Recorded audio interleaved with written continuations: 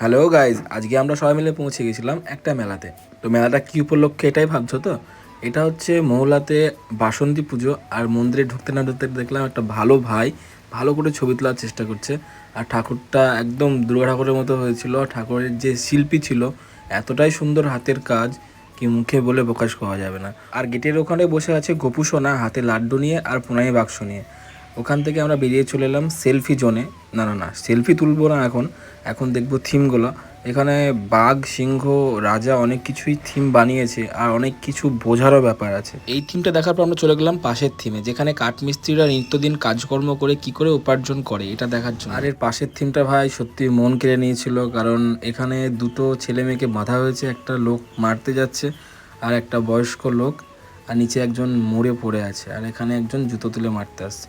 মানে একটা পারিবারিক যে অশান্তি হয় সেটাই। আর এদিকে আগেকার ইংরেজরা যেভাবে বসে পায়ের উপর পা তুলে খেত সেরকম ভাবটা দেখানো হয়েছে। আর মন্দিরে হয়তো প্রচণ্ড ভিড় ছিল। আর গোপাল ভাঁড়ের মতো একজন মাছ নিয়ে পালিয়ে যাচ্ছিল, আর একজন কোলে করে একটা ভূতনিকে ধরেছিল। সিভিক ভলেন্টিয়ারকেও এখানে থিমের মধ্যে আনা হয়েছে, যে একটা মেয়ে গলায় দড়ি দিয়েছে, এখানে রিপোর্ট করা হচ্ছে সব কিছু। মহাপ্রভু চৈতন্যদেব, পাশে কৃষ্ণ, একজন মেয়ে পড়ে আছে, আর তার পাশে জেনারেটর নিয়ে ছেলেপেলে বসে আছে। তোমরা আবার ভেবো না যে যারা জেনারেটর ধরে বসেছে তারাও একটা থিম। ওটা কোনো থিম নয় ভাই, ওরা জাস্ট টাইম পাস করার জন্য ওখানে বসে আছে। আর তার পাশের কাউন্টারটা করেছে বাদর খেলা দেখাচ্ছে এরকম। আর এখানেই ছিল আমাদের জীবনের সবথেকে গুরুত্বপূর্ণ ভূমিকা, মা। আসল যোদ্ধাই হচ্ছে মা, যে সমস্ত সিচুয়েশনটাকে হ্যান্ডেল করে, সমস্ত কষ্টটাকে হ্যান্ডেল করে, সংসার সামলানো থেকে শুরু করে ছেলেটাকে পরিচালনা পর্যন্ত সেই করে। আর এখানে মহাদেবটাকে এত সুন্দরই বানিয়েছিল, মনে হচ্ছিল যে ঘরে বসে আছে বাবা গেঁজা তেজা খেয়ে, তো উঠবে না এখন। ওটা দেখে আমরা চোখে পড়লাম মেলার ভেতরে। আর সামনে আছে সৌজিতদা আমাকে গার্ড করে নিয়ে যাচ্ছে, কারণ আমাকে যেন কেউ টাচ ফাচ না করতে পারে। কারণ বিবাহিত পুরুষদের মেয়েদের টাচ করা হয় অন্যায়। আর মেলার মধ্যে সব থেকে ঠেলা থেকে মেলা, সব কিছু মেলার মধ্যেই হয়। সেই উদ্দেশ্যে আমি সৌজিতদাকে বলেছিলাম আমাকে ভাই খুব সিকিউরিটিভাবে নিয়ে যাবি, যাতে কেউ আমাকে টাচ না করতে পারে।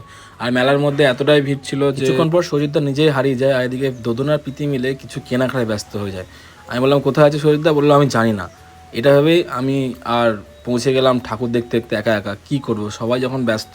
আর সেই উদ্দেশ্যে আমি পৌঁছে গেলাম ঠাকুরের দিকে। আর এখানে আছে আমাদের গবলুর মুখটা এতটা সুন্দর, আর হাসলে যে লাগে না, ও মাইরি, একদম দারুণ। আর এদিকে আছে তুলিকা কিছু বলতে চাইছে। আর এই বলাতেই আমার মনে পড়ে গেল তখন প্রচণ্ড গরম ছিল, আর সেই গরমে ফ্যানের হাতে না দাঁড়ালে মনে হচ্ছিল আমার এক্ষুনি স্ট্রোক হয়ে যাবে। আর এদিকে প্রীতির হাসি, দোদন তো ফাঁসি, না ফাঁসি না, মানে প্রীতি হাসলে দোদন মুখ থেকে আর কিছু বের করতে পারে না। তাই প্রীতি বললো যে কানেরটা কিনবো, আর কানেরটা আমাদেরকে দেখিয়ে দিল যে এই কানেরটা কেমন লাগছে। আর কানের কেনার পর চলে এলাম বাবলুর আইসক্রিম খাওয়া দেখতে।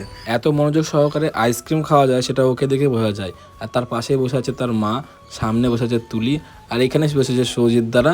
কিন্তু চেয়ার টেবিল সবই উল্টে গেছে লেলার দিকে। কপালটা এতটাই খারাপ, ওখানে এতটাই খারাপ জায়গা ছিল যে চেয়ার ঠিকঠাক বসছিল না। আর ওখানে একটু কেমন গন্ধ আসছিল, তাই আমরা ভাবলাম যে ওখান থেকে উঠে দাঁড়িয়ে দাঁড়িয়ে খাবো, গন্ধতে তো মানুষ খেতে পারবে না। তাই বাবলু শুরু করলো প্রথমে এগরোল খাওয়া। আর ওকে বিরক্ত করার জন্য সবথেকে বেশি এক্সাইটেড থাকে আমি আর দেবাশিস, কারণ এত চটকা এত কিছু করি, শুধু হেসেই উড়িয়ে দেবে। মুখটা দেখো, মনে হচ্ছে শুধু এই দেখো হাসলো, বাস, কোনো রাগ কোনো কান্না কিছু নাই। আর পিটিয়ে দিকে এগরোল খেতে খেতে কাঁদতে শুরু করে দিয়েছে। আর তুলির তো মনে হয় ঝালে এতটাই ঝাল লেগেছে যে কোনো কথা বলতে পারছে না। শহীদদা নতুন বইয়ের মতো মুখ লুকাচ্ছ কেন?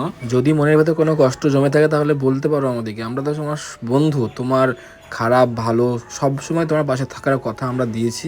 এটা নয় যে ও এবার বুঝতে পেরেছি, ও ক্যামেরা দেখে লুকাচ্ছিল, তাই তো? ক্যামেরাটা কাটার চেষ্টা করলো কিন্তু কাটতে পারলো না। ক্যামেরা না কেটেই পৌঁছে গেলাম আমরা দেবজ্যোতির কাছে আর দোদনের কাছে। হ্যাঁ, এই দেবজ্যোতি হালদারকে সেরকম ব্লগে দেখা যায় না, কারণ ইনি থাকে কলকাতাতে। ইনি একজন লেখক। এনার প্রথম একটা বই রিলিজ হয়েছে, যেটা আমি অন্য টাইমে ওনার সামনেই তোমাদের কাছে রিলিজ করাবো।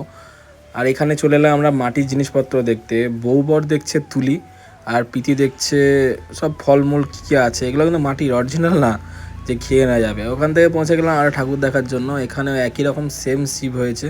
আর খাবার দাবার প্যাকেজ করে নিলাম, কারণ কিছু নিয়ে যেতেও হবে। এসে দেখলাম এখানে নাগরদোল্লা বা ব্রেক ডান্স অনেক কিছুই বসেছে। বলে না, মন তো চাই আবার তোমার দিকে ফিরে তাকায়, কিন্তু ব্রেক ডান্সের দিকে আমি কোনো সময় ফিরে তাকাবো না। আর এখানে আমাদেরকে এন্ট্রি করবেও না।